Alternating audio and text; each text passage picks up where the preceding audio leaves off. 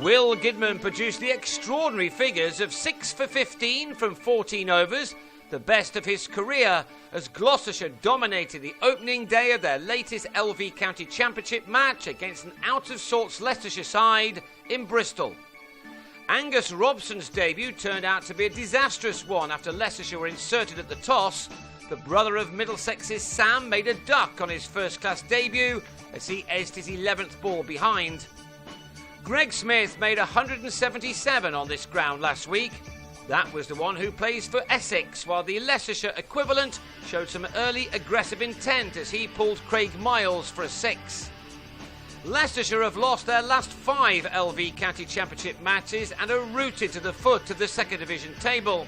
But in spite of that, they have one of the form players right now in their ranks. Ned Eckersley scored 200s in the same game last week, and he started this one off in an encouraging manner too. He'd made 13 of the 37 runs on the board when he edged a drive off Gidman to Chris Dent in the slips. Gidman then grabbed his 3rd wicket in his next over, although Matt Boyce clearly thought he got plenty of bat on this shot, yet he was out LBW. Smith was the only man who was able to keep going in the morning, and he dominated much of the scoring with an innings which shone out like a beacon in what was an otherwise unsatisfactory batting performance from Leicestershire, a side who are not enjoying life too much at the moment. They found themselves on 71 for 4 when Miles strangled Shiv Thakur down the leg side for 18. Smith was at least able to secure a 50 in the morning session, getting to it with his 8th 4 to go along with his early maximum. He'd faced 74 balls and had looked good. How the Gloucestershire attack must have hated seeing the name of Greg Smith back up on their scoreboard.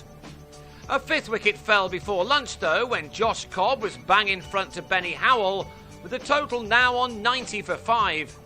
And the afternoon session could hardly have gone any worse for the visitors. Gidman was given the ball immediately and had Smith held by his brother Alex, having made 54 of the 94 runs. The 2 Gidman brothers then combined again to get shot of James Sykes and to give Will a fifer for the first time this season. In fact, Gidman Jr. had 3 for 4 in a 16-ball spell after lunch, as Ben Rain was then given out LBW just after his side had posted their 100. Leicestershire lost their last 6 wickets for just 27 runs, with Howell ending it in a hurry. Ollie Freckingham was bowled, and Alex Wyatt edged to Michael Klinger, as Leicestershire were dismissed inside 42 overs for just 117, Gidman finishing with 14 overs, 7 maidens, 6 for 15. Some effort. The visitors had a chance to make early inroads into the Gloucestershire lineup, only for Klinger to be dropped behind by Eckersley, who was behind the stumps in place of the island-bound Niall O'Brien. It turned out to be a big moment, as Klinger then rarely looked back, as he and Dent put together yet another 3-figure opening partnership, something they've done on numerous occasions this summer. Indeed, they must be one of the most prolific opening partnerships on the county scene. Klinger has been full of runs in all forms of the game this year, a quite brilliant signing, and even though the end of the season now looms, he was still hungry for more. What a difference the Australian has made to this team, one which collected the wooden spoon in the championship last year.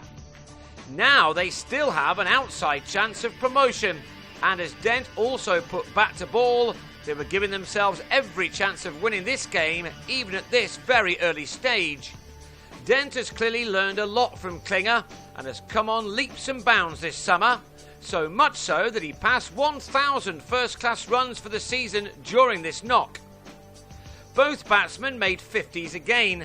Klinger was there first on this occasion, getting to his mark from his 59th delivery, that being his 9th 4. It was the 8th time that he's raised his bat for a 50 in what has been a very profitable season for the Aussie. Dent too has been filling his boots, and when he struck his 8th boundary from his 72nd ball, he'd reached the half-century mark 7 times in the 4-day game this season. These two both scored plenty in the one-day arena this year as well.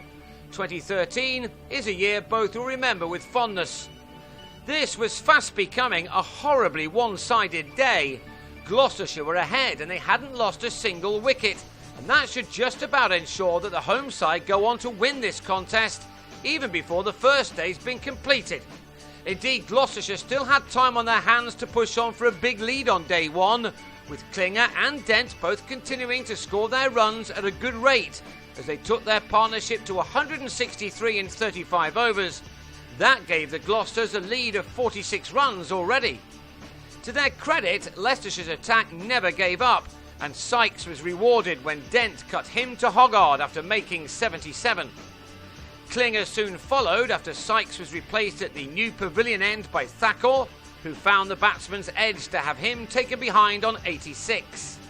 Thacker then produced a peach to bowl Alex Kidman for 4, and a fourth wicket fell for 21 runs when the in-form Gareth Roderick, with 200s in his last 2 games, was LBW to Wyatt for 4 on this occasion. But even though Leicestershire had fought back, they were still left a long way behind in this game by the end of day one, as Howell and Hamish Marshall saw out the last 9 overs in adding 26 runs. That took them to 210 for 4, made at 4 runs per over, and that means they're already 93 runs to the good after only 3 sessions of this contest. They will feel very confident of keeping their season alive with a win here, and possibly with plenty of time to spare.